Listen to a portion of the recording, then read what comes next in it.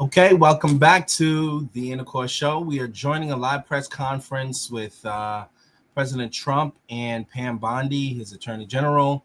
It seems as if they are targeting Antifa, as that's been a group that's been designated as a terrorist organization. So apparently he's having a conference around that. So let's join it.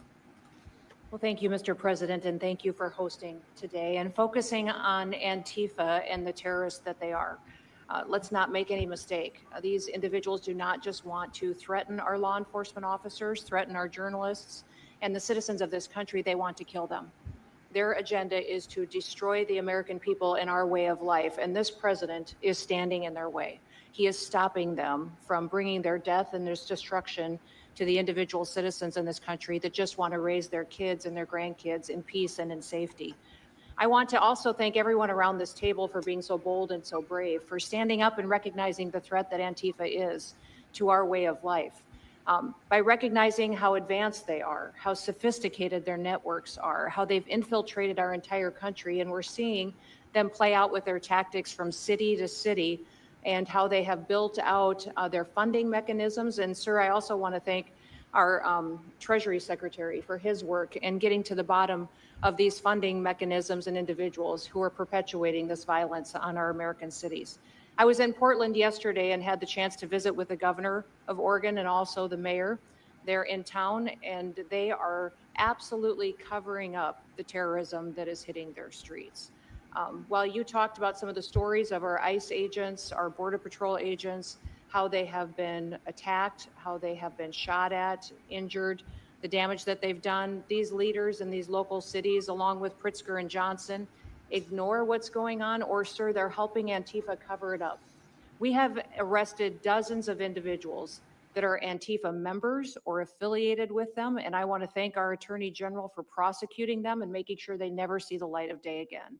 They have been so bold in making sure we're bringing those individuals to justice. One of the individuals we arrested recently in Portland was the girlfriend of one of the founders of Antifa, and that we are hoping that as we go after her, interview her, and prosecute her, we will get more and more information about the network and how we can root them out and eliminate them from the existence of American society. I want to thank the new journalists here today for telling their stories and for being able and willing to go to the streets and to cover what's happening here in America. Many times the legacy media has looked the other way, refused to tell the stories. The networks have not really focused on what this is and what damage it is doing to our country, and how this network of Antifa is just as sophisticated as MS-13, as TDA, as ISIS, as Hezbollah, as Hamas, as all of them. They are just as dangerous. They have an agenda to destroy us, just like the other terrorists we've dealt with for many, many years. And today is the day that we have a president that won't tolerate it and will stand up and fight for the American people. So thank you for being here, for being so bold, and for standing in the gap at such a time as this. It will matter, it will make a difference, and your life will be one of significance because of what you've done today. So with that, God bless you, and thank you, Mr. President. Thank you very much. Thank you. Cash, please.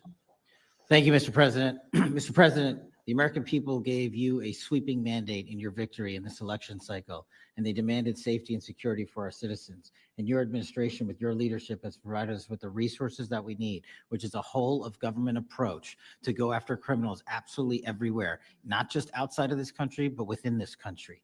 And that takes a whole of government approach. The interagency seated up here with the Department of Homeland Security, our Attorney General, our Deputy Attorney General, and your White House staffers, and including Stephen Miller's leadership, has allowed us to go out there and map out these networks.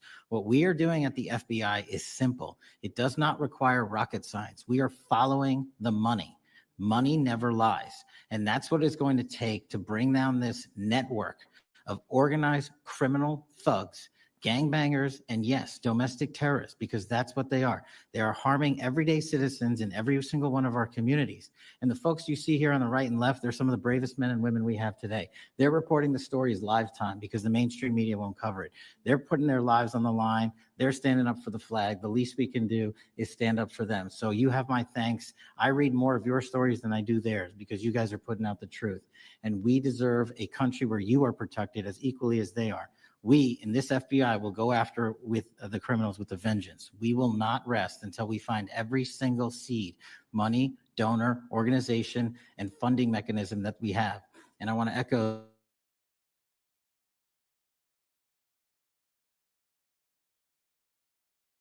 activities, which has been going on for decades. And I would like to remind the American public, they built this disease temple of corruption over decades. And in 8 short months, Mr. President, you have crippled their foundation because of your leadership here, because of the interagency, because of people like Deputy Attorney General Blanche, and because of Attorney General Pam Bondi's fearless leadership to go after criminals wherever they are.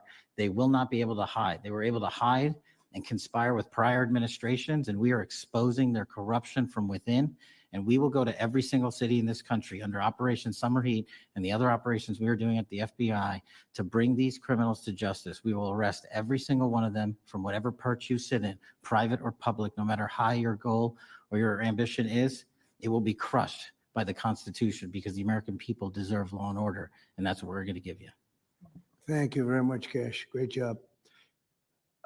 Maybe we'll start over here. Would any of you like to say something? Feel free. You can say it in front of a fine group of people, also journalists and reporters. You want to start? Sure. Go ahead. Absolutely. President Trump, members of the cabinet, really appreciate you guys bringing this together. And the fact that we are here today on such short notice shows how serious you guys are taking this issue of trans terrorists and frankly, the cities and police departments that are cooperating with Antifa, such as Portland. I mean, the Portland politicians are literally willing to sacrifice their own citizens just to appease these Antifa terrorists. It's sickening. I've seen it firsthand, obviously. When I went to jail that night, never expected it to happen. I thought that they were maybe removing me for my own safety. It never crossed my mind that I was the one that was being arrested for a crime after I was just thrown into a hole. I heard from the Department of Homeland Security after I had gotten out of jail, and one of your, I won't say exactly who it was, but somebody very close to Secretary Noem over here said that they were legitimately worried for my safety in the Portland jail. But luckily, the Portland jail was, I was the only one there, essentially, because they don't actually arrest people in Portland, besides conservative journalists, I guess. So look, I'm glad that it was not a good night for me. Let's just say that. It was not fun sitting in that jail, but I'm glad to see what has come of it. And I've been able to talk to a bunch of FBI agents, ATF agents, DHS agents that I didn't even know existed until I went there and went to that ICE facility. And the morale is at an all-time high. It is so exciting to see these guys know now that they have the backing of the Secretary, the DOJ, as well as the President of the United States, and they are there to do their job. They are going to fulfill this mission and deport these violent criminals. I believe one of the ones that I did a ride along with Secretary Noem yesterday, President Trump, and there was a pedophile that had come into the country 5 times over the past 7 years. 7 years. And apparently under the Biden regime, that was just allowed to happen. That was fine. No problem. It's concerning to me that you're seeing the Portland Police Department, as well as the governor of Oregon and the mayor, of course, coming out and running defense for pedophiles that have entered the country illegally 5 times. It's crazy. I'm glad it's taking a front row seat in the media. And, they're being forced to talk about it in reality because, we're the ones that were on the ground. We're the ones that are actually reporting what's going on.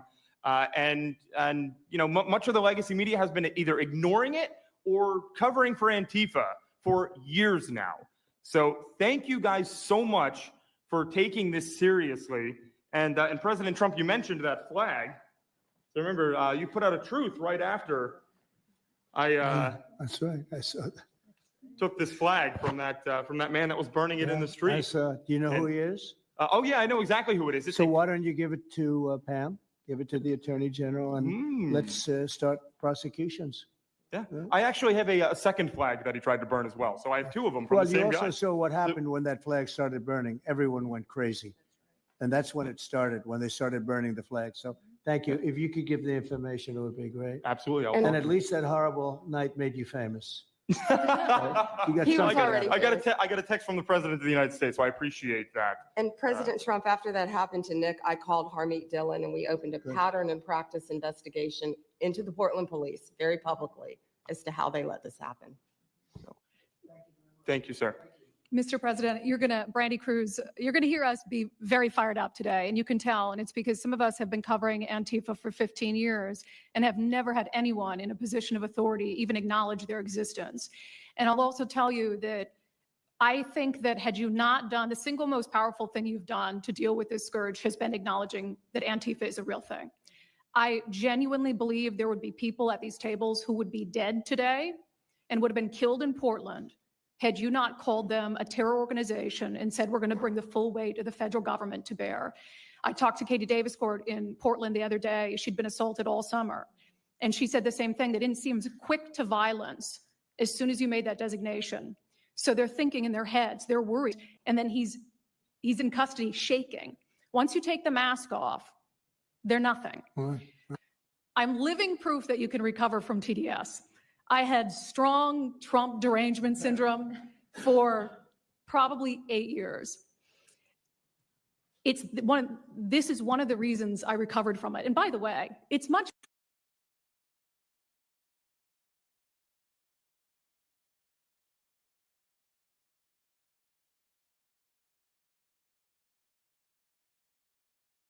Seems to be a little technical difficulty. That's just a person there who's kind of kissing a little butt. I'm healthier, more successful. I even think I got a little more attractive after I got rid of my Trump derangement syndrome. Yes. You know, I'm a reporter in Seattle, and frankly, I could not care any less what any of you have to say about this meeting. Could not care any less. We're not here for you. I'm not here to convince any of you that Antifa is a real thing, because if you have not come to that conclusion by now, you are never going to come to that conclusion because you don't want to see it. And you're going to go and you're going to say it's a bunch of right-wing conservative influencers who are here spinning a tale. I was one of you. I was a mainstream reporter in Seattle for 10 years. I was a TV reporter on the streets doing my job, and I was still assaulted by Antifa. So it's not about being conservative. It's about people who go there and show what they're doing. And when I saw, after all those years, that the media wouldn't be honest about what was happening, that Democratic politicians wouldn't be honest about what was happening, I thought, well, gosh, if they're not being honest about that, maybe they're not being honest about President Trump either. And it opened my mind to just looking at things for what they were. And now I find you quite funny, actually. Now it's like I said, I'm much happier about it. But, you know, for me, again, I could not care any less the stories that they go to print. This is what I care about. We have 3.5 years. Nothing is guaranteed, although I think if Democrats keep it up, we'll probably have Republican presidents for the next 3 decades. But nothing is guaranteed. And so what I want to see over the next 3.5 years is a full court press to dismantle Antifa once and for all in a meaningful way. I know, Andy, we talked before this about some ideas. That's really what we want to. I don't care what the media says. I don't care what Democrats say. They will never wake up to this fact. So we want the federal government to take as many of these cases as possible, look at the interstate travel between Portland and Seattle when it comes to these people who are committing violent acts. And hopefully in 3.5 years, they will be a shell of their We'll have former it very selves. close to that. And it's Antifa and many others, Yes. unfortunately. There are many others, bad ones. Most have been named terrorist organizations. There are a couple that we're going to, but I think we've got it pretty well covered. But there are many others. But very specifically today, it's Antifa, and it's really bad. And we're going to get it cleaned up. Andy, do you have something? Thank you very much. I'm glad you no longer have TDS. I feel very good about that. Thank you. Thank you, Mr. President and members of the cabinet. I have a lot of gratitude, and a little bit about my background. I'm born in Portland, Oregon, from there. And growing up, it's always been left-wing, very progressive, and I liked it. It had cafes and artists and those who lived a bohemian lifestyle. And in 2016, I was a graduate student at Portland State studying political science. I was an editor at the student paper there, a very progressive paper. And I was assigned to cover the election night demonstrations. Well, the elections night protests turned to riot, 3 days of violent rioting in Portland. And it was the first time that I saw groups dressed in black with their faces covered. This is 4 years before COVID. Some of them were waving the black flag of anarchism, some the red flag of Marxism. And within seconds, they would ravage one street to another, to another, to another. And the next day, I would read the legacy media, which I still read at that time and looked forward to, and I looked up to those journalists. And I was really shocked to see that the narrative was that these, in my view, anti-democratic political violence was legitimate acts of protest because people were concerned about racism or all these other lies. And so for the next 4 years, I just continued going out with my video camera. I thought, look, people can ignore what I write because of spin, but videos can quite speak for themselves. And in 2019, it led to me nearly losing my life. I was covering another Antifa protest turned riot. At that point, had been routine in Portland, and then I was ambushed in a mob beating. And I had never been in a fight. I didn't even realize that I was being assaulted until seconds in. And the punches came from everywhere on my head and my face, and I was bleeding out of my eyes and ears, and then they threw all the drinks in my eyes to humiliate me further and to laugh at me. And I was rushed to the hospital in an ambulance and CT scan, and I had subarachnoid hemorrhage, which is bleeding the brain. I nearly died. And after surviving that, the reporting that I saw in liberal media it seemed to suggest that I had deserved it because they branded me far right. And some even went so far as to suggest that I maybe faked my injuries. A BuzzFeed reporter asked for my medical records, which I did provide, but this felt so, it's like because I didn't die in that attack, there was another round of people who wanted to finish me off.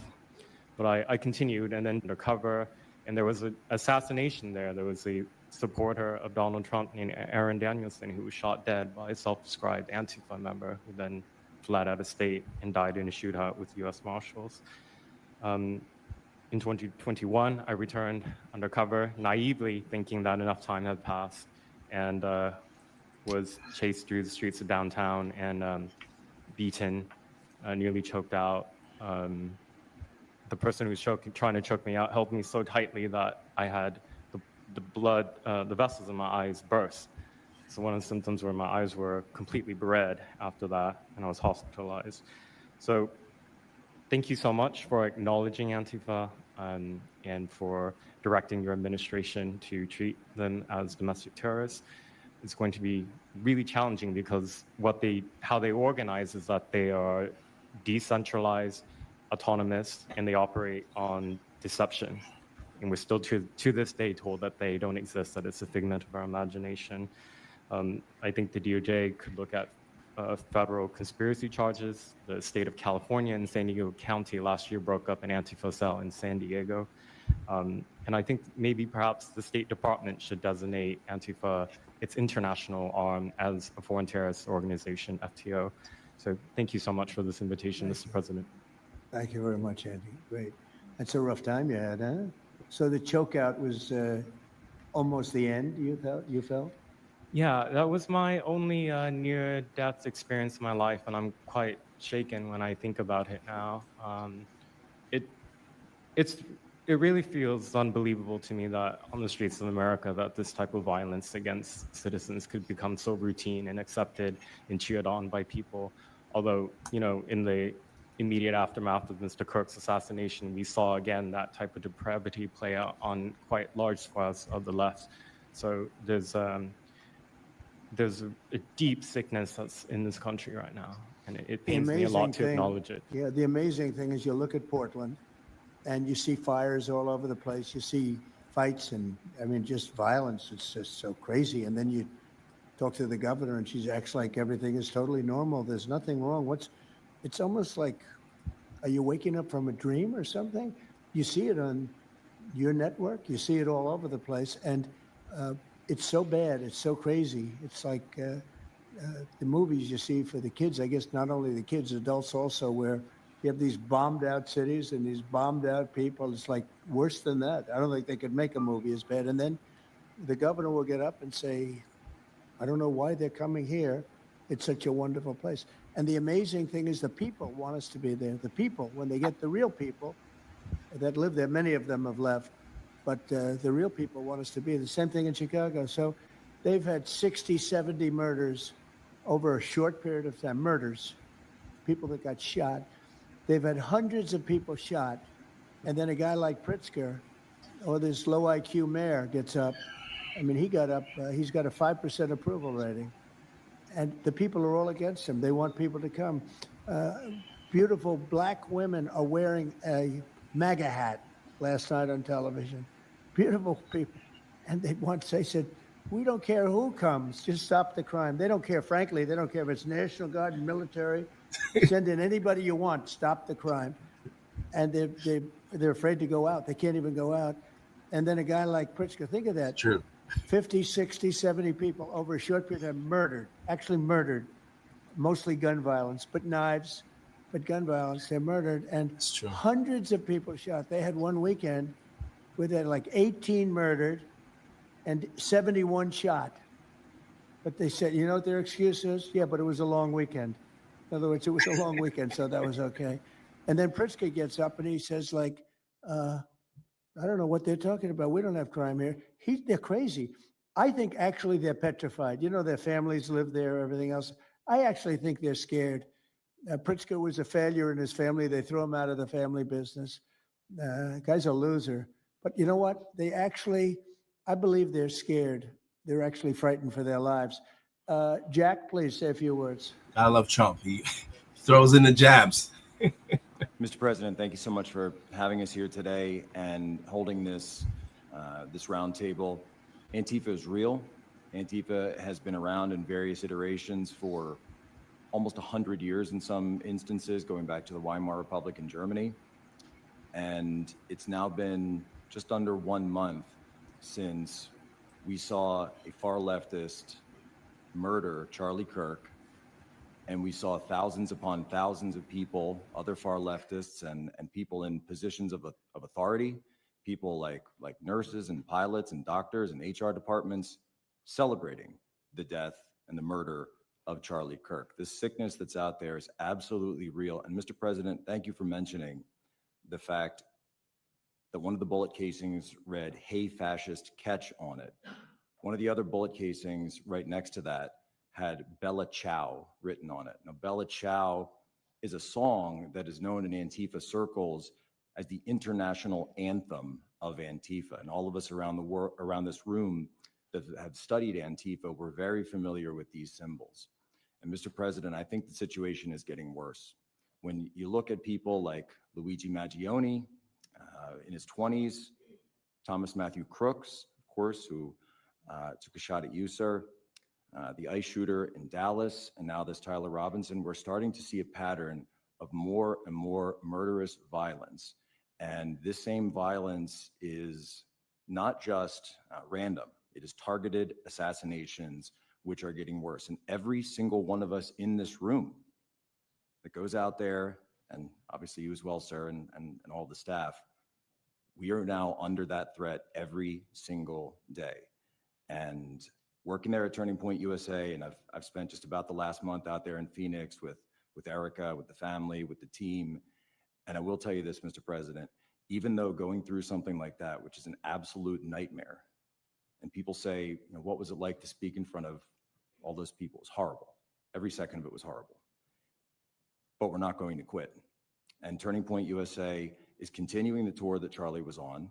We had 6,000 people when we went back to Utah. We had 5,000 people last night in Montana, if you can believe that. We are continuing to organize on campus. We are getting more and more people coming out in the face of this threat, knowing what happened to Charlie. But Mr. President, we need to do something about this, because I fear that the next one who could be killed could be sitting at this table right now. And we're not going to stop. But they need to stop, and they will not stop until they are stopped. Thank you. Thank you, Jack. I appreciate it very much. One thing I have to say is that Washington, D.C. was almost as bad. I don't know what could be worse than Portland. You don't even have stores anymore. They don't even put glass up. They put plywood on their windows, but most of the retailers have left. But Washington, D.C. was so bad. And Pam, I'd say it took 12 days to really make it pretty good and a month to make it great. And now people are going out to dinner. The restaurants are booming. They don't have enough seats. They're opening up new restaurants because many of them closed. And people are walking down the street totally safe. A reporter, I'm not sure if she's there. I can't see somebody reported it. She is. She was violently assaulted. And I don't know, she tends to be somewhat liberal, but she wasn't liberal on this one. I appreciated your honesty, but that won't happen again. It won't happen again. You're lucky you're alive, frankly, with what happened. I know exactly what took place. So Washington, D.C., our capital, we thought we'd start there appropriately, and it's safe, and people are so happy. They're so happy. And now it's a couple of months. I went to dinner there. I felt totally safe. I gave a press conference right in the middle of the street, which I don't think Secret Service was thrilled about. But, I'll tell you what, I wouldn't have wanted to do it 6 months ago. It's incredible what happened. Now we're in Memphis. As you know, we're having a great impact in Memphis. It's been only a week, but it's Cash, I hear it's been amazing what's happening there just very early. But you take a look at D.C. and you take a look at some of the other. We've had a big impact there.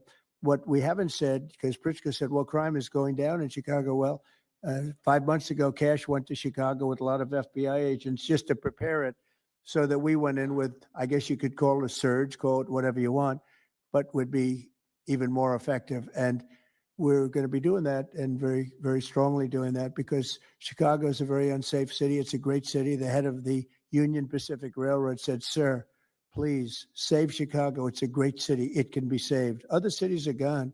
I mean, they're lost. They can get better, but they're just really, they've been so decimated. But I'm so proud of what they've done so quickly in D.C. And it's taking place quickly in Memphis, where we were asked to go by the mayor and by the governor. And it's really incredible what we can do and how fast we can do it. Let's go for two more. Would you like to go? And then Katie, you'll go. Okay, please. Yeah, thank you, Mr. President, for having us here. And not to sound like a broken record, but it needs to be said that Antifa is real. Yeah. It's real. It's a threat. I just saw them last weekend over in Portland while they're causing mayhem over there. And the reason why there's such a big problem is because we have Democrats and a lot of people in the mainstream media refusing to acknowledge that they even exist, right? So how can we as a country begin to address it is when you have large swaths of these people who are supposedly decision makers and people who are supposed to inform, they don't want to say that it exists. Because the common argument is like, well, they're not a real organization because there's no national leadership. They don't have a national headquarters. So how can law enforcement go after a group that doesn't exist like that? Well, law enforcement goes after criminal groups that organize to rob banks or do smash and grabs. They don't have a registered LLC. They don't have official membership cards. They don't have a business address, but law enforcement still goes after them because they're working as a group. These people don't just show up, randomly at the same time to do the same thing, dressed in a very similar fashion, espousing the same ideology. And they say, well, it's an ideology. It's like, well, yes, it's an ideology because there's people alive, present, that believe in it and they're acting on it. And so I've been very well aware of what Antifa's been doing. I was very busy during the riots in 2020. That was probably my most exposure to them prior to this year. I've been at the ICE facility at Broadview. I'm originally from the Chicagoland area, unfortunately, but that's where I grew up around. Like I said, I was in Portland. I was covering the riots in Los Angeles as well. And probably one of the most disturbing parts about that is, in addition to Antifa being present, they were tagging the streets with CJNG, which is Cartel Jalisco Nueva Generación, which is a cartel. So you have these people who are working basically in concert with other terrorist groups to say that we're here, we're present, and we're gonna attack federal agents and people who are gonna expose what we do. And so, to be clear, political violence, sustained political violence that we're seeing in this country is not a both sides issue. I was, I was at Charlie Kirk's memorial in Glendale recently. Conservative gathering, totally peaceful. It was the most peaceful gathering that I've been at. Every other time that I've been covering violence in the streets, just this year, just this year, it's always been from left-wing people, radical left-wing people. And it's not even just Antifa anymore. I mean, the shooting that happened in, the defensive shooting that happened in the Chicago area, that wasn't someone dressed in black bloc. That was just somebody that had taken upon themselves to go out and try to interfere and ram federal vehicles. So people are becoming more and more radicalized, and it was to be expected, unfortunately. And the reason why we're in this position today is because after I was done covering the riots, I was at the border from the San Diego sector all the way down to the Rio Grande Valley sector, covering the border crisis month after month. And we all knew the solution to that. We all knew why it was happening. It's because, well, it's racist to have a border. It's like, well, actually, it's not, but okay. And so it required you to come back into office and to fix the problem, but it's no longer just a border issue. It's a nationwide issue, and that's one of the reasons why you got elected back into office, because thankfully the American people said we're not going to deal with it anymore. But unfortunately, there's a lot of people, as we've seen, who are willing to take to the streets to do violence. And that's a scary thing, because typically when I was in 2020, I was covering Minneapolis, Los Angeles, Portland, Seattle. I was over in Chaz, and that was to be expected. But now, because the issue of immigration, illegal immigration, is so widespread, riots can happen anywhere. Attacks can happen anywhere. So that's why it was weird kind of going back to my home state to cover this violence. I mean, just after the Dallas shooting, they were chanting outside Broadview, shoot ICE, shoot those, efforts, shoot those efforts. So I'll just leave that. Thank you so much again for having this. This is very dangerous. We don't work for companies that have billions of dollars. We're running and gunning often on our own. We became friends. A lot of us are friends because we would see each other all the time, and we became friends because we wanted to have someone watch our back while we're out there. Because like I said, we're just out there. And but we'll continue to do it because it's an important topic. It's an important issue. The American people deserve to know what's happening in these chaotic situations, and we're more than happy to do it. So thank you, sir. Great job. Thank you very much. Katie, please. Hi, Mr. President. It is an honor being here today, and I first wanted to start by thanking you guys for designating Antifa a terrorist group. It's exactly what this group is. It's a long time coming. I'm an investigative journalist from Seattle. I work for the Post Millennial alongside Andy No and Jack Posobiec. I have been infiltrating Antifa cells in Seattle and Portland for the past decade. I know their inner workings, and Antifa uses extreme political violence to crush the civil rights of their political enemies and believes that violence is justified by any means necessary. But today, I want to focus on what is happening in Portland at the ICE facility. I've been covering this for the past 4 months, and this is a call out to corporate media who has completely ignored this story or has falsely reported on it.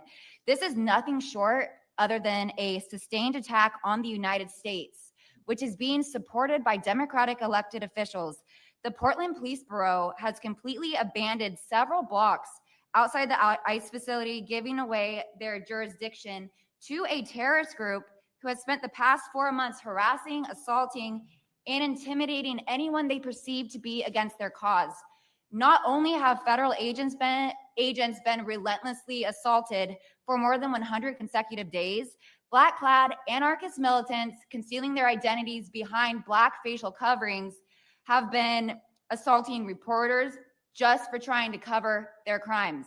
Today, I am sitting here with a black eye and a concussion after being violently hit in the face with a metal pole while reporting outside the ICE facility just this past week. After the attack, I immediately went to three Portland police officers who refused to detain the suspect. I took the time to chase down the suspect in the streets, had her held for 35 minutes. I was waiting for Portland police to come, and they never came. Then that's what opened my eyes to what this group is actually doing. I watched 20 Antifa militants help my assault suspect escape into an Antifa safe house that is 1 block away from the ICE facility. And this safe house is where Antifa-affiliated protesters are conducting paramilitary operations. It's where they're arresting, they're showering, they're eating to continue this occupation. I have staked out this safe house and have observed shift changes. This group is highly organized. It is being funded through mutual aid groups, and they have no plans of stopping. Residents living across the ICE facility have been held hostage by Antifa. They're begging for federal intervention. The city refuses to help. And they want you, President Trump, to come in and restore law and order. I want to stress the importance of militants. I last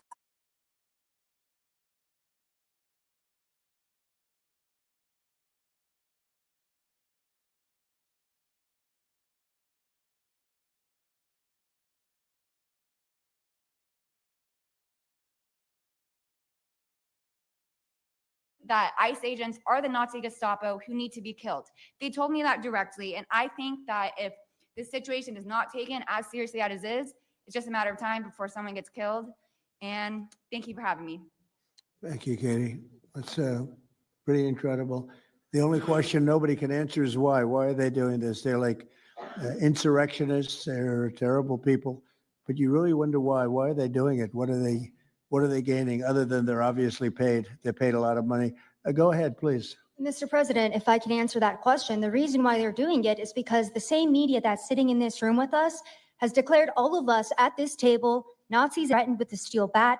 We've been assaulted, we've been harassed, we've been threatened, and that is in huge part due to the media. So my message right now is for you guys, because 2 years ago back in 2020, by the way, I was censored for my reporting on Antifa here in Washington, D.C. You were talking about how safe it is now, Mr. President. It wasn't so safe back then.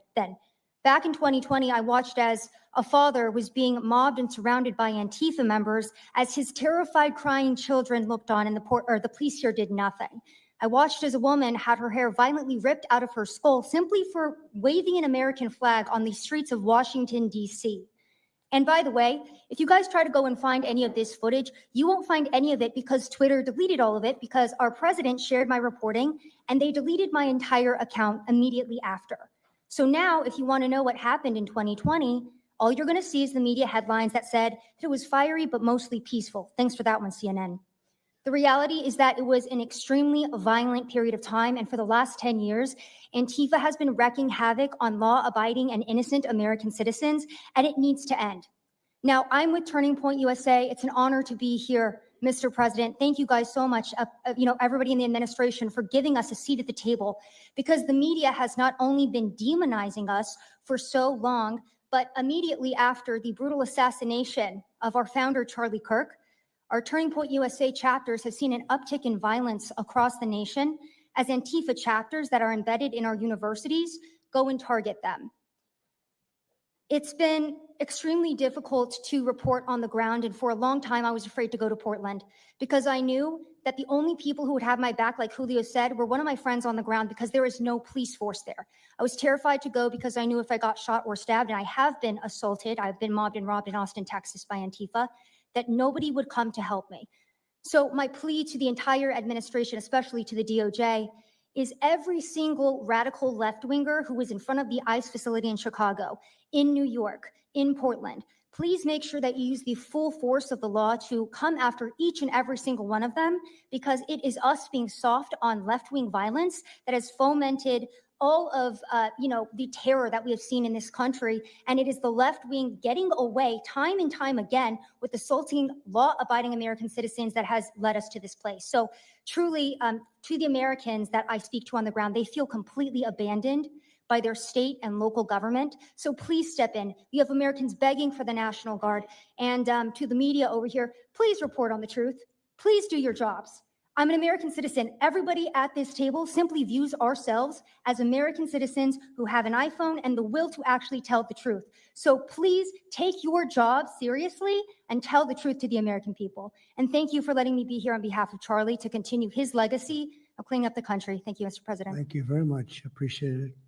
Wow, you feel very strongly, I can see. I'm mad. I got beat up so many times, Mr. President. My friends have gotten beaten up, and I want to cry right now from happiness because we have been completely ignored for so long. For almost 10 years, we've been getting assaulted on the streets. I have watched children cry as their parents have been attacked on the streets. That should not be happening at our nation's capital. So please, again, the DOJ, please utilize the full force and go after each and every single one of these people. Fantastic. Thank you very much. Great job. Impassioned. That's important because you should feel like that. Please go ahead.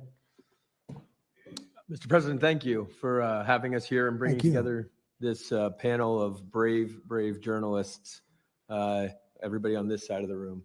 And no one can speak to the violence better than these people here. So I think we know that this is not just a story about violence and chaos, as you alluded to, Mr. President. This is a money story.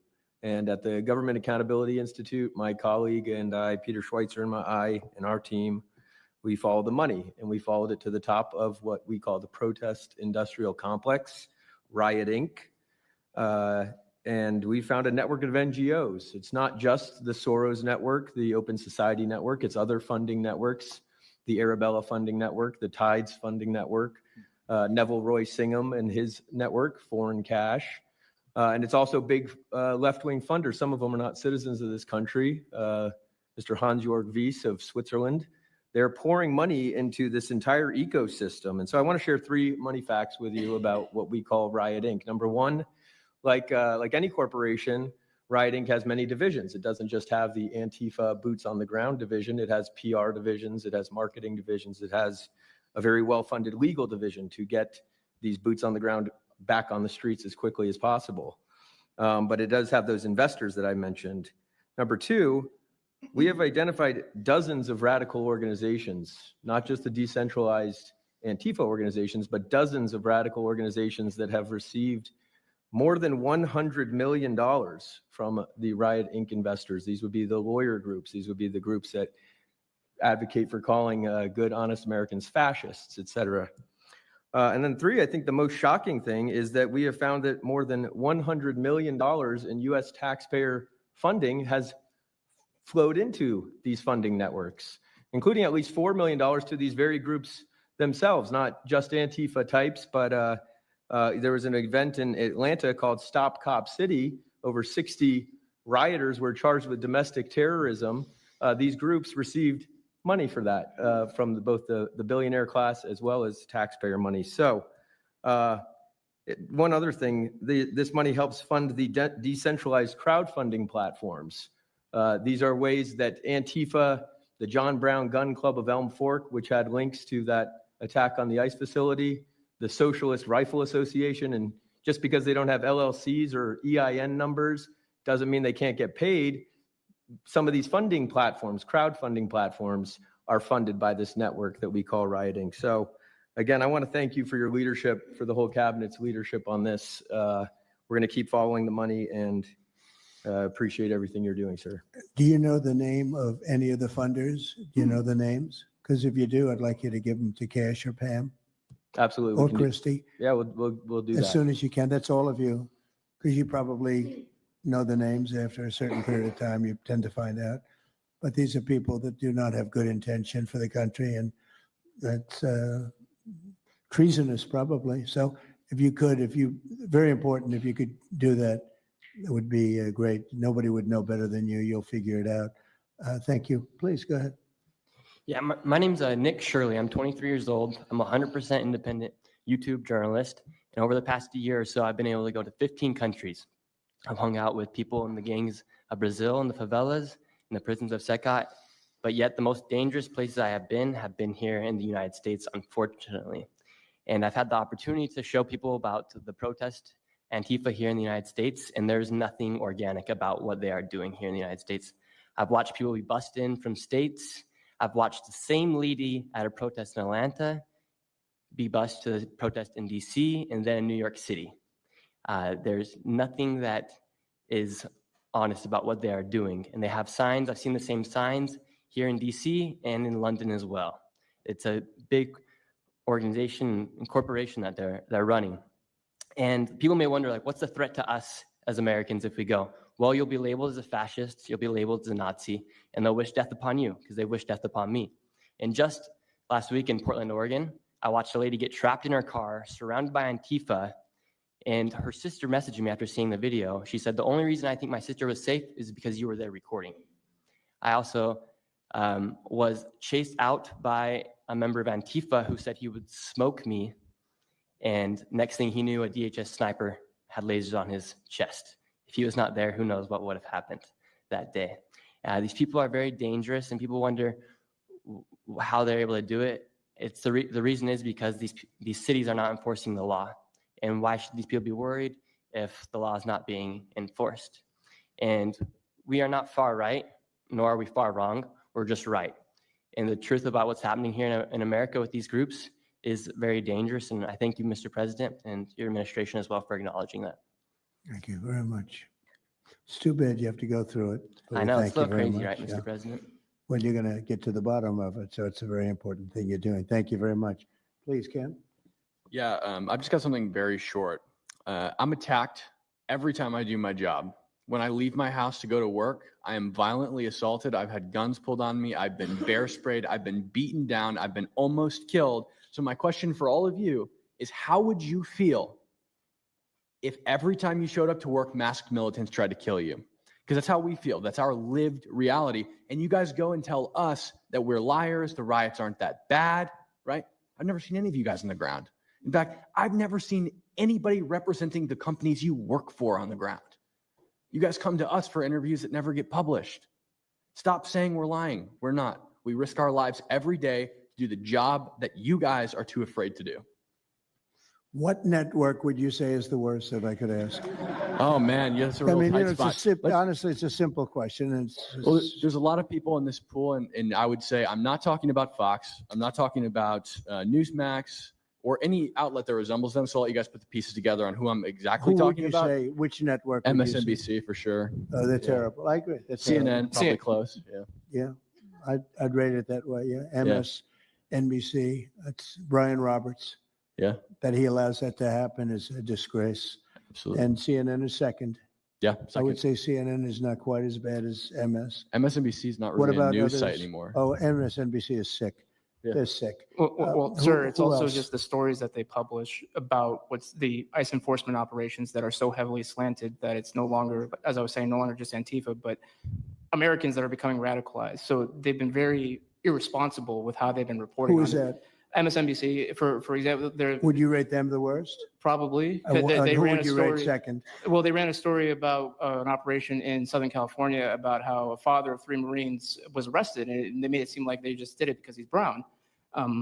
But there's video of that same man charging at the agents with a weed whacker. Now, I've worked with weed whackers back in the day, and you don't want to be on the receiving end of one of those. So that's why he was arrested. But the story was presented as if it's a brown guy just simply being arrested. And I've been around ICE agents, and I'm a citizen, so I feel fine. But it's just that's why. It's not just Antifa. It's not happening in a vacuum. It's No, it's multiple working in factors. conjunction. I think they work in conjunction with some of the media. I think ABC is very bad. I think NBC is very bad. And CBS has a new owner. So we have hope for CBS. CBS has a great new owner, my opinion. But I will tell you, ABC is terrible. NBC is terrible. NBC's MSNBC too. They changed it. They moved it over legally so they couldn't be tainted by the words MSNBC, but they are absolutely terrible. There are a lot of them. What about independents? Independent networks. They're a little bit better, but I would say that we're an example of how you don't need to be part of a super large company to be able to do just basic journalism. All you got to do is sit and record, and you'll let the story play out. And that's why they hate us. That's why Well, I Antifa targets watched us. a level of dishonesty that's incredible, where answers are changed. Like just before the election, an answer was changed by Kamala. She gave a horrible, death-defying, election-defying answer, and they took the answer out and they replaced it with another answer that she gave 5 minutes later, having to do with a different subject, but at least it wasn't election-defying. No, the level of dishonesty with the media is incredible, whether it's on Antifa or many of the other groups. You're talking about Antifa, and I know that's close to your heart because that's the one that's most affecting you. But there are others that are as bad or almost as bad as Antifa, having to do with different people, different sections of the world. But it's terrible. We're not going to let it go on in this country. We're not going to let it go on. And a big problem is not all of them, but some of the networks out there. And you do wonder why. You really do. Okay, please. Go ahead. Yeah. Mr. President, thank you again. Thank My you. name's Jonathan Cho. I am an investigative reporter for Frontlines Turning Point USA. I'm also a senior fellow at Discovery Institute in Seattle. And I cover far left extremism as well as the homeless drug crisis in America.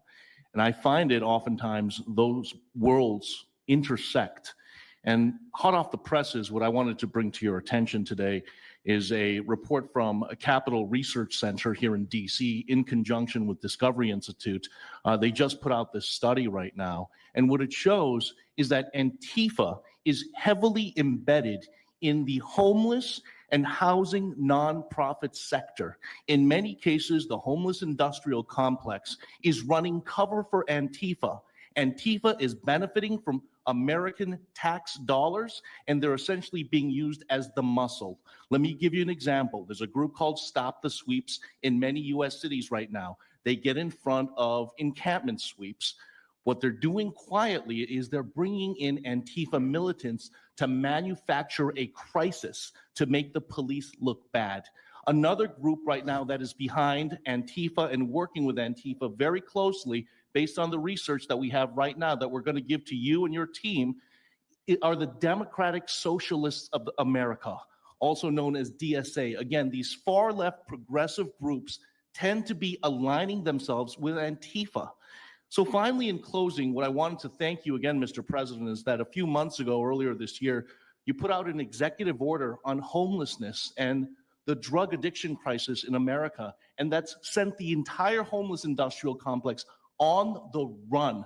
You have absolutely moved the needle and changed the game. But what's also come out, again, is that there is a connection, a deeply embedded connection with the homeless housing nonprofit game in America, connected to Antifa and the far left activists. And finally, I just wanted to say that all of our resources at Turning Point USA and Discovery Institute are at your disposal. And we will continue again to carry on the legacy of Charlie Kirk. He would have wanted us to pursue and chase the story. Well, he was a good friend of mine, as you know, and he helped us get elected. Us, it really is us.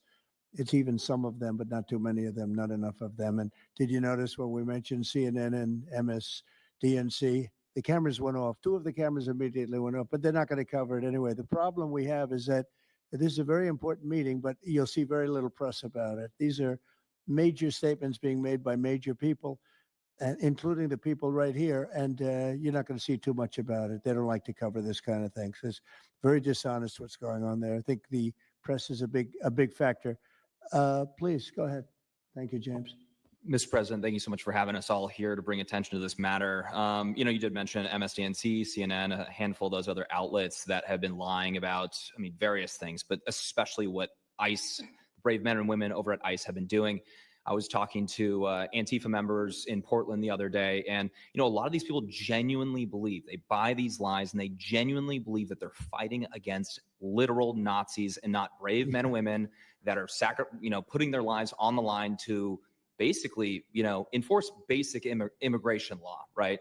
That everyone seemed to agree with up until maybe a few years ago, a handful of years ago. So once again, thank you so much for having me. My name is James Klug. While my primary job is traveling around the country, having conversations with Americans about various political topics and issues, I have had a lot of run-ins with Antifa over the last 5 years. And I do think that Antifa is a primary reason why many conservatives are afraid to go out and protest and make their voices heard and maybe bring friends and family to a demonstration and exercise their First Amendment right, because they are literally deathly afraid. And I talk to these people all the time. They're afraid of militants showing up in black bloc and hurting them and their families. And, I've personally witnessed Antifa assaulting hundreds of police officers. I've witnessed them firebombing police departments and federal property. I've witnessed them making death threats against federal agents, police officers, journalists. I think I've witnessed every single person here, maybe not personally, but I've seen them get, hunted down and attacked. And so, this is a group that is responsible for a good percentage, if not a majority, of the violent riots in 2021 and 2020, when Democrat mayors had a kind of a hands-off approach with these left-wing militants. Just as a quick reminder for everybody, we're talking about dozens of murders that happened in those riots. We're talking about billions of dollars of damage to property and communities all over the country. We're talking about thousands of officer injuries. So this isn't just like some little thing that they're, they punch a journalist here and there. No, they're responsible for a lot of damage and a lot of people that have, unfortunately died, and basically suppressing people's voices, you know. And so what I did want to talk about is, to get this footage, almost every single person in the room here, to get this footage, you have to go undercover because you are at risk of being beaten or worse. You have to go undercover. You have to film low key to capture them committing crimes. This is stuff that the mainstream media was not doing and has not been doing. They'll show when Antifa is maybe, it's a little bit more peaceful, and they'll show when it's more mellow, but they'll remove the cameras when things get violent and it's actually dangerous to be here. And I have personally witnessed legacy media vans showing up at a riot 300 yards away, getting out of the vehicle, filming for 30 seconds, saying something like, you know, fiery but mostly peaceful, packing up. And to add insult to injury, you have Democrat politicians that are saying it's just an idea, right? That's all this is. So it's just an idea. After all of this chaos, it's just an idea. Well, that idea has threatened to kill me and many of my friends that are here today. So, Mr. President, thank you so much for bringing this to the forefront. And it's definitely making a big change. Really appreciate you. One question. So why is it there are numerous groups? I mean, Antifa is terrible, but you have other groups that I guess probably are almost as bad or just as bad. Not one other group was mentioned. I'm sort of surprised at that. You just come into contact with Antifa. It seems to be that you mostly come into contact with Antifa. Please. There's a lot of overlap. And I would say that, for instance, Jonathan brought up the Democratic Socialists of America. They're basically the same thing. I mean, there's a lot of Democratic Socialists of America who are out there in black bloc, you know, hiding their faces. And so I think we use, and I do understand, for the record, I do understand the challenge, as Andy pointed out, with Antifa as a graspable entity. I do. But at the end of the day, when you look at behavior, you prosecute behavior, right? We're not prosecuting ideas or ideology, you're prosecuting behavior. So whether you can prove that this amorphous thing is Antifa or someone has a patch that says Antifa, it doesn't matter. You know, did they assault someone? Did they assault a federal agent? Were they engaged in rioting? What is it? And so they're always using that, oh, well, they don't call themselves Antifa, even though some of them literally do. It's called Rose City Antifa. How long has it been around in Portland, Andy? Since 2007. They call themselves Antifa. In Seattle, I was outside the federal building and they were yelling, there's no police here, this is Antifa land. And then at the same time, Democrats, like our governor, oh, Antifa is an idea. But yeah, I think Antifa can overlap with a lot of other entities and organizations. Okay, very good. Thank you. You know, President Trump, I just wanted to add this real quick because you were asking which mainstream media outlet is the worst. What I think, it's any of them that decided to call Kilmar Abrego Garcia Maryland Dad. Because when I'm out there on the street talking to these people, you know, they call Maryland Dad is this human, he's actually a human trafficking MS-13 gang member that's illegally in the country. But the amount of people on the street that I spoke with that thought that he was a U.S. citizen that was being deported to Uganda is dangerous. These people genuinely believe, based on what comes out of U.S. citizens. So that's what's causing all these when problems. you have a governor like Pritzker in Chicago, where you have Illinois, which is in a lot of trouble, Chicago's there, you know, potentially great city again. It's not great now, but it could be great again. That's why we have to get there soon, because eventually you can't do that. What makes a man like that say that things are wonderful? Why doesn't he say, we love that President Trump is going to come and help us clean up Chicago and make it safe again, as opposed to fighting us and pretending that there weren't 50 murders and 200 shootings and all of that? Why is that? Go ahead, Nick. To spite you, to spite the administration. That's simply what it's about at this point. Because, you know, if you go and talk to some of these citizens, like I'll use Portland as an example again, because I've been there for so long now. You talk to the neighbors that live in the apartments next door to the ICE facility. They're veterans with PTSD that live there, and they're here all night long, screaming, fireworks being lit off by these rioters, children crying because they, you know, can't sleep at night and they're scared of all the noise outside, and they can't leave. They can't. I mean, they got a lease. You can't just leave. These people aren't wealthy individuals, and that's one of the major problems here. And these people are afraid to come out and speak out and they're getting no help from their government at all. They've been begging for the noise ordinance to be enforced outside of their apartment complex for months now, and the city of Portland has ignored them every single time. The victims are, as I said, they're afraid, but the governments aren't doing anything because they want to spite the administration. It's all political. And the politicians make you feel like you're foolish, like there's something wrong. How could President Trump be saying that about Chicago? And yet the night before you see that, 11 people were shot, 5 people died, and you have him talking about like it's a wonderful situation. They make you feel guilty. And a lot of people don't get over that. They just don't get over it. I think they convince the people. Do wealthy people leave too or not? Places like Portland, are the wealthy people leaving? People that can leave, are they leaving? I think that they're moving to the areas that have been gentrified. I mean, the Oregon governor, when she was saying, we don't need Trump here, she's walking around. It's a very tight shot, if you notice that. And she said, Portland's just fine. Look at me. And they'll focus on the couple areas of Portland that are very nice. And there were explosions in the background. Yeah. I mean, there was a reason they cropped it in. Explosions in the background. Sir, Anybody have anything else to say over here?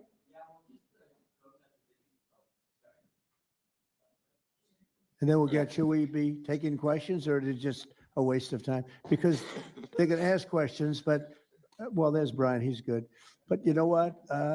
In a way, it's a waste of time because if you give a great answer, they don't put it on. If you give a horrendous answer, or even if you give a great answer, they make it sound like it's not a great answer. They're very dishonest. Go ahead, Nick. Yeah, and I think part of that dishonesty comes from what they see. For instance, I've never been asked to go on any other show besides Fox News. My clips go viral everywhere, but they've never even asked, like CNN's never asked, MSNBC's never asked. And a lot of times when I go to hotels, I'll stay and I'll watch like MSNBC. Fortunately, their ratings are terrible. They are terrible. MSNBC is dying and CNN is dying like a dog. And Poor CNN. It's so pathetic. It is very pathetic. You ever see their anchors in the evening that nobody ever heard of them? Where did these people come? I could take anybody off the street in Washington, D.C. that do a better job. Yeah, and it's not hard to show what's going on these days. You literally have an iPhone and you can post it on X. They don't believe in the star system, It's one of those things, right? Okay, Nick, you finished, Nick? Yeah, Are thank you you very finished, much. Nick? Good job. Thank you very much. Well, you've been through hell, I tell you that, but you're really incredible patriots, incredible people. Go ahead, please, Brian. Brian, go ahead. I'm so thankful for each and every one of you here right now, and I'm very grateful that my network, Real American Voice, has partnered up with many of you. Jack Sullivan, you have a show on a network. Many of you, Savannah, have appeared on a network as well. So thank you for being here. My question is this: in terms of following the money, I would just notify that the city of Austin is cleared to vote tomorrow to basically waive $120,000 fee so that a no kings, basically an anti-Trump rally can occur in their city. They're bypassing the fees, rolling it to the taxpayers. So my question is to you, what can the people of Austin, Texas do right now to make sure that their tax dollars don't fund a no kings, anti-Trump rally coming up? Well, let me just tell them, I would love to do something about that. Bring a lawsuit, do something. The best thing you can do is have honest elections because the elections are totally rigged in so many of these places. You take a look, the people, they're all loving you. They can't breathe. They love so much, every one of them. You don't see one negative. Then all of a sudden you lose the election by 20 points. The elections are so rigged, and we proved that in 2020 more than any other time. But even the last election, there were areas that I won by much more. We won in a landslide, but I actually won in more of a landslide than we thought. I said, you got to get out, make it too big to rig. And fortunately, the people made it too big to rig. They tried. But the biggest thing you can do is have honest elections. If you don't have, and you need great media. You need borders. Wait. You need borders. You need honest media. You need honest elections, and you have a great country. And you need all three of them. Yeah, go ahead. Lieutenant had ties to all these radical groups that you talked about inside here. So thank you for removing. I would like you to make a big deal, though, if they're waiving a fee, but I guarantee they wouldn't waive it if it was. It's not Trump. If it were a conservative rally, they wouldn't be waiving it. So maybe you can look into that, Pam. Todd? That sounds like one for Todd, Pam. Go ahead, Todd. Good luck. There's proof Actually, since Who are we've you done, with? Who are you? I am with What Al- network? I'm with Al Arabiya. It's an Arabic network based in Riyadh, in Saudi Arabia. But I am the foreign ruler today. Mr. President, you said that you might go to the Middle East on Sunday. Do you mean Egypt and Israel? And would you consider going to Gaza to see what things I on the would, ground? I would, I might do that. I may do that. We haven't decided exactly. I'll be going to Egypt most likely. That's where everybody is gathered right now, and we appreciate that very much. But I'll be making the rounds, as the expression goes. I probably will. Mr. President. Go ahead. Just to clarify, you said you might go to Gaza. You're saying that's Who the you first with? up. I'm representing the TV pool, but I'm with NBC, so. That's too bad. Okay. Well, just to clarify, you said you might go to Gaza, and then the second question I had earlier today, you said the mayor of Chicago and the governor of Illinois should be jailed. Have you asked the Justice Department to look at possible charges? No, And I've seen the law, and when you have a group of people where the police call off the safety for ICE officials, I've understood that, and I've read it today in numerous journals, that that's illegal. What they did is I guess it was ICE, Christie, right? They were under threat, and the police were helping beautifully, and it was fine. And then all of a sudden, a woman was on the line saying, everybody move back, get out, get out.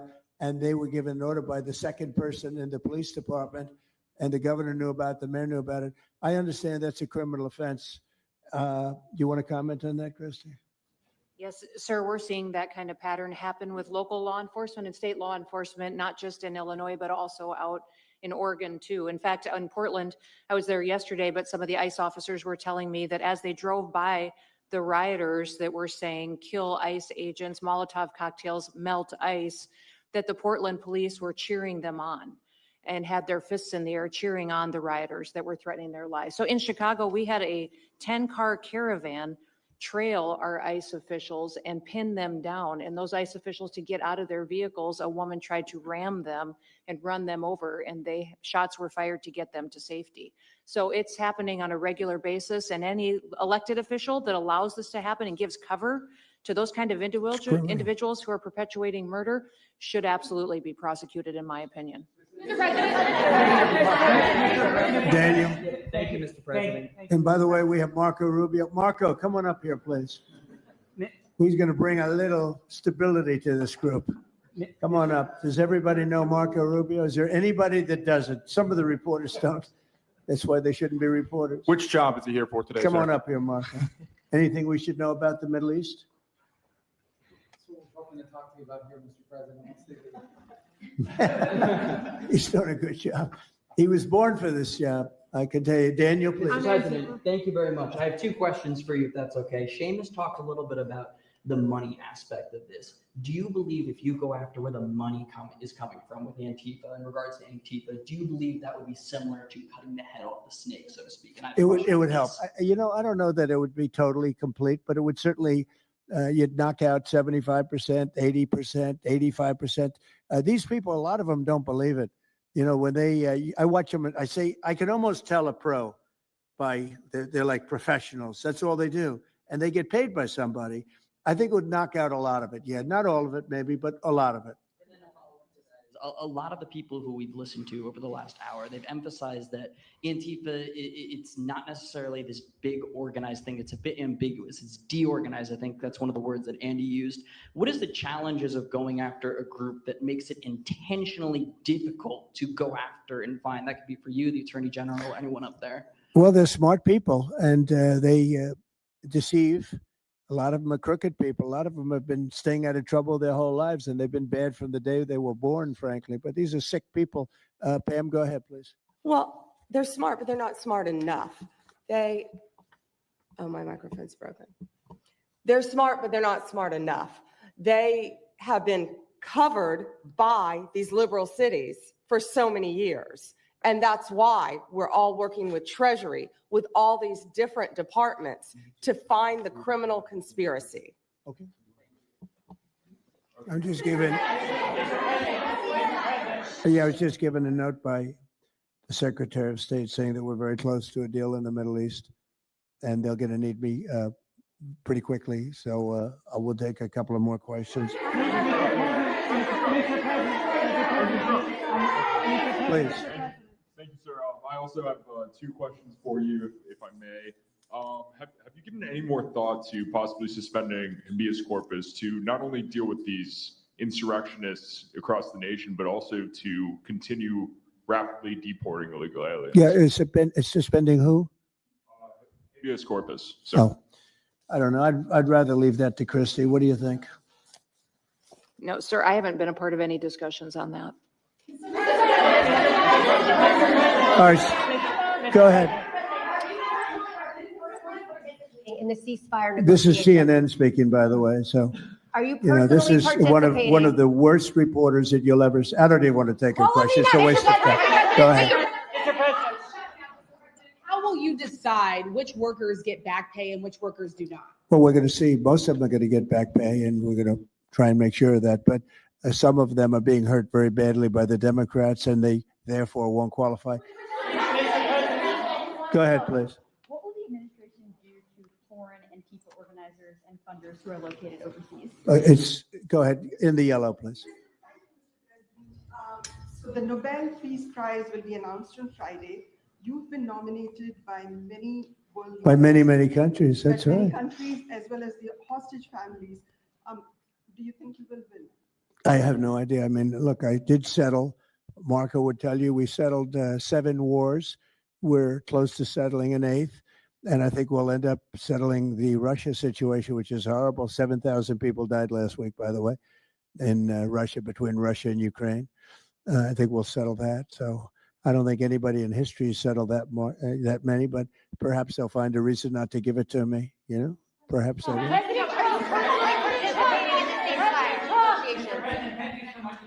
Thank you. Going to the shutdown quickly, what is your position on the extension of healthcare subsidies, which is what Democrats are asking for? Well, all I want to do is very simple. I want to get the country open, and then we're going to discuss that.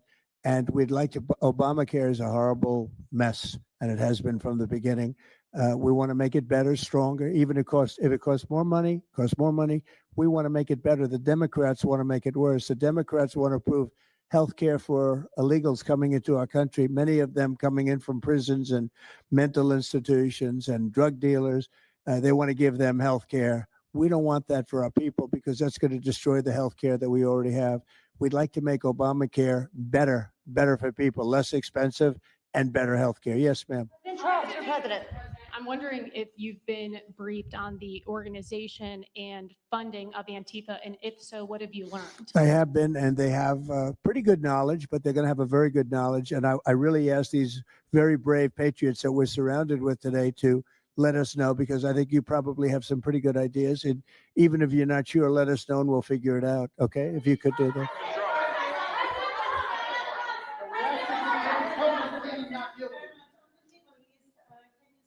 You're from Italy? No, I'm from France. Can you specify how close we are to the deal? Would that be announced today, tomorrow? And do you want to see the hostages released before you travel to the region? No, I think I'll probably go maybe before the hostages are released or shortly thereafter, pretty much shortly thereafter. Yeah, please. Participating in these negotiations. Go ahead. Who are you with? The Center Square. I had the honor of asking you originally if you would designate Antifa a terror organization. And I stand here before you today, and I'm echoing what Andy said over here. Are you going to work with your administration as the Secretary of State's here? Are you going to work with your administration to designate it a foreign terror organization? You mean a terror? Antifa? A foreign terror organization. Well, has that been done?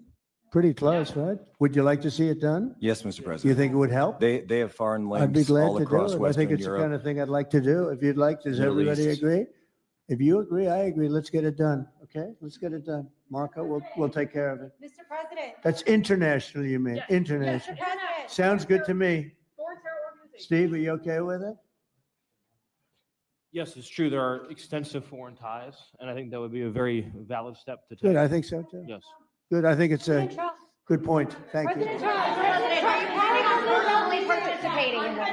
On the shutdown, we are now about 1 week away from military service members missing their paychecks. We'll always Would you- take care of our military. Would you encourage Congress to pass a standalone bill to pay our service members. Yeah, that probably will happen. We have to worry about it yet. That's a long time. You know what 1 week is for me? An eternity. 1 week for me is a long time. We'll take care of it. Our military is always going to be taken care of. Yeah, please. Blue dress, blue. President, Rebecca with Blaze News. I'm curious to know, so you're talking about the money funding these Antifa organizations, and somebody brought up Roy Singham, I think it was you, who, by the way, is married to one of the co-founders of Code Pink, this infamous left-wing organization. I'm curious to know the administration's... Who is that? Who is that? Roy Singham. He's married to... No, did you say they're here? No, he's not. A journalist brought him up, but Oh, I is, see. Okay. Yeah. Okay. Jameis, thank you. Good. Good bring up. Excellent. Go ahead. He's somebody who's been reported on extensively, and I'd love to know what the administration is going to do to actually bring consequences to some of these names. You mentioned. Well, I don't know the name, but I would like to ask Pam to take a look at it. You know, a lot of the best information we find are through you and other people like you. So I'd like you to look at it, Pam.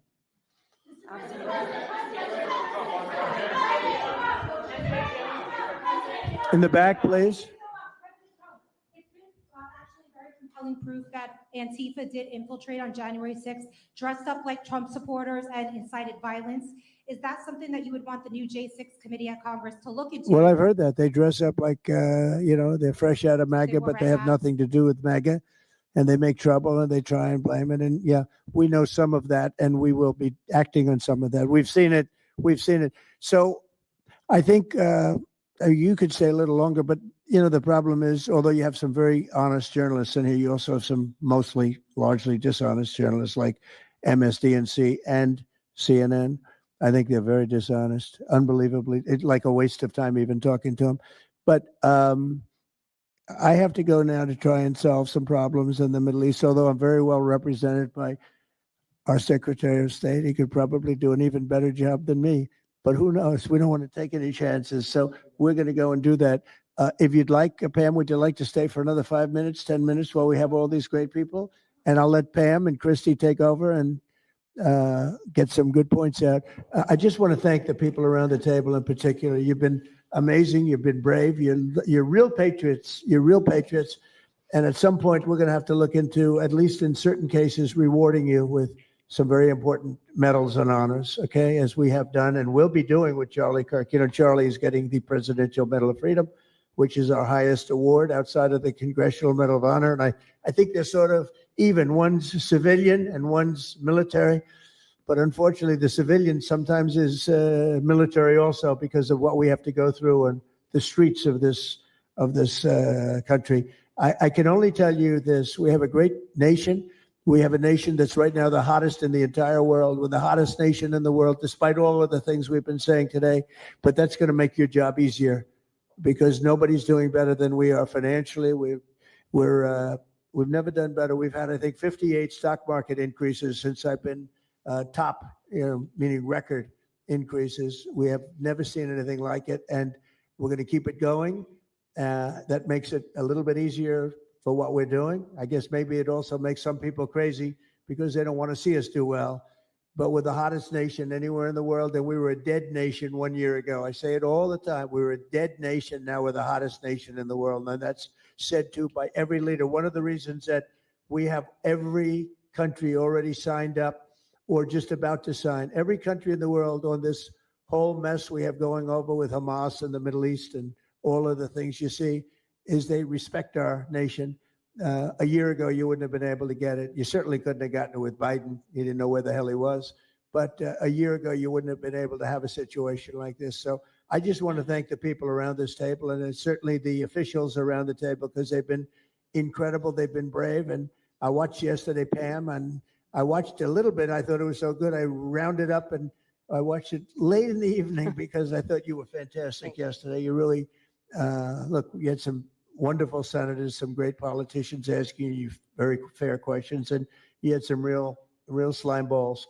But I thought you were amazing. So thank you very much. And Christy, thanks for the great job. Cash, thanks for the great job.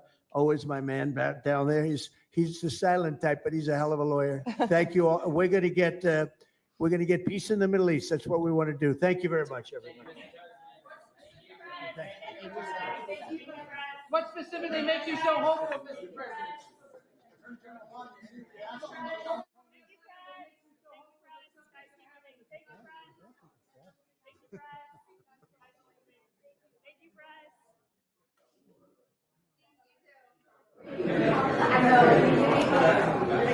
left to do, Mr. Rubio? Mr. President, what's left to do on Gaza? Thank you.